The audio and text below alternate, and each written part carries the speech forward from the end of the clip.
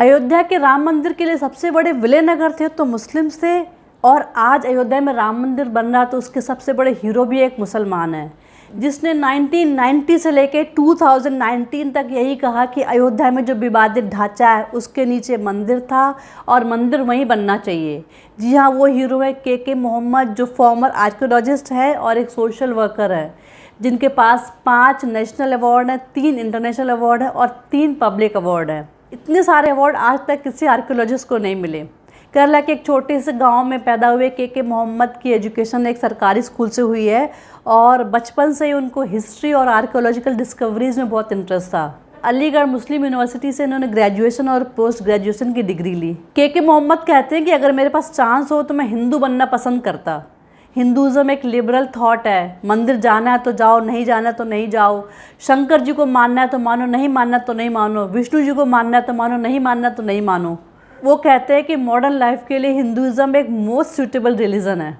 के मोहम्मद जी ने अपने आर्कियोलॉजिकल टेन्योर में बहुत सारे एक्सप्लोरेशन और एक्सकेवेशंस किए, जिसमें सबसे इम्पॉर्टेंट था अयोध्या का राम मंदिर। 1976-77 में बीबी लाल ने अयोध्या के विवादित ढांचे का एक्सकेवेशन किया और के मोहम्मद एज ए आर्कियोलॉजिस्ट एक टीम मेंबर थे जो एक अकेले मुसलमान थे, और उस समय तक राम मंदिर का मुद्दा कोर्ट में था। लेकिन बीएचपी लेट 90s में राम मंदिर का मुद्दा लेकर आती है।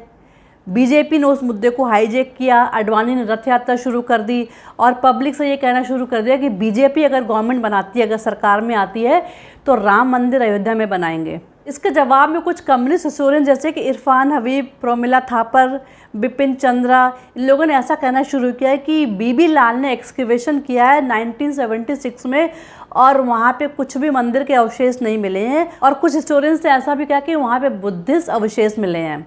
इनको रिप्लाई करते हुए के मोहम्मद ने 15 दिसंबर 1990 में इंडियन एक्सप्रेस को एक स्टेटमेंट दिया और कहा कि जो एक्सकेवेशन हुआ था बीबी लाल के अंडर में, उसमें मैं भी था और उसमें मंदिर के अवशेष मिले हैं, जिसमें 12 मंदिर के पिलर्स मिले हैं, 200 से 300 टेराकोटा की मूर्तियां मिली हैं।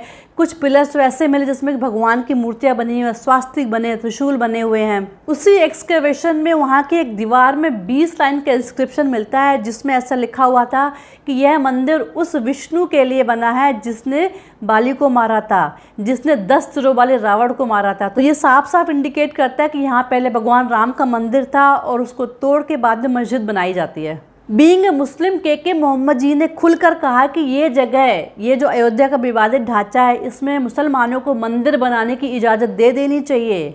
ये जगह हिंदुओं के लिए इतनी ही इम्पॉर्टेंट है, उतनी ही पवित्र है जितनी कि मुसलमानों के लिए मक्का। कुछ लिबरल मुस्लिम्स थे जो ऐसा चाहते भी थे कि यहाँ पे हिंदुओं का मंदिर बन जाए, लेकिन ये बात खुल के कह नहीं सकते थे। लेकिन कुछ कट्टर मुसलमान ऐसे थे जो बिल्कुल भी नहीं चाहते थे कि यहाँ मंदिर बने। इसके अलावा कुछ हिस्टोरियंस और पॉलिटिकल पार्टीज़ भी इन मुसलमानों को भड़का रही थी, क्योंकि ये हिस्टोरियंस, ये पॉलिटिकल पार्टीज़ नहीं चाहती थी कि ये राम मंदिर का मुद्दा डिसॉल्व हो।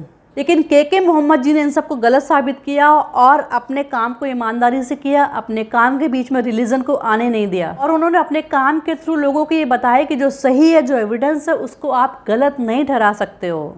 बीइंग एन आर्कियोलॉजिस्ट के मोहम्मद ने अपनी ड्यूटी के बीच में रिलीजन को नहीं आने दिया, और इसी वजह से उनको और उनकी फैमिली को सोशली बॉयकॉट किया गया। सोशल मीडिया में इनके खिलाफ कैंपेन चलाई गई, मलयालम न्यूज़पेपर में इनके खिलाफ आर्टिकल छापे गए, ऐसा कह के कि ये संघ के हाथों बिक गए हैं।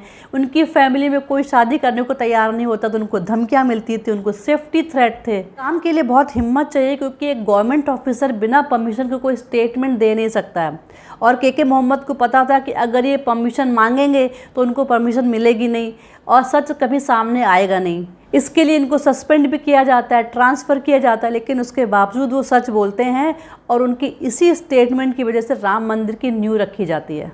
राम मंदिर के अलावा कई और डिस्कवरी जो रेस्टोरेशंस किए हैं, जैसे कि एमपी के मुरैना ज़िले में एक जगह है बटेश्वर, जहाँ पे इन्होंने एक डिस्कवरी करी जहाँ पे कम से कम 200 मंदिर टूटे हुए पड़े थे, खंडहर में तब्दील हो गए थे, और वो एरिया बिल्कुल बीहड़ एरिया जहाँ पे डाकुओं का डोमिनेंस रहता था। वहाँ पे इन्होंने कम से कम 80 मंदिर बनाए, और उस मंदिर को बनाने में वहाँ का एक बहुत फेमस डाकू निर्भय सिंह गुर्जर ने भी इनकी हेल्प करी। के मोहम्मद कहते हैं कि एक खतरनाक डाकू को कन्विंस करना आसान है मंदिर बनाने के लिए, रादर देन कन्विंसिंग ए कम्युनिस्ट। और इन मंदिरों को बनाने में के मोहम्मद ने अपना भी काफ़ी पैसा लगाया। उस समय सेंट्रल में कांग्रेस की सरकार थी। मंदिरों के रेस्टोरेशन के अलावा कई सारी डिस्कवरीज भी करी, जैसे कि फतेहपुर सीकरी में उनकी एक बहुत बड़ी डिस्कवरी थी, जहाँ पे इन्होंने करीब 10 साल तक एक्सकेवेशन किया और उस एक्सकेवेशन में उन्हें वहाँ पे अकबर का इबादत खाना मिला, जहाँ पर डिफरेंट रिलीजन और कल्चर के लोग आते थे, आपस में डिस्कस करते थे एक दूसरे से कल्चर के बारे में, रिलीजन के बारे में। एक क्रिश्चियन चैपल भी डिस्कवर किया जिसको अकबर ने बनवाया था, और बुद्धिस्ट स्तूपास बहुत सारे डिस्कवर किए, उनको रेस्टोर भी किया। के मोहम्मद जी के रेस्टोरेशन और डिस्कवरी के काम में गवर्नमेंट ने ऐसा कोई खास सपोर्ट नहीं किया।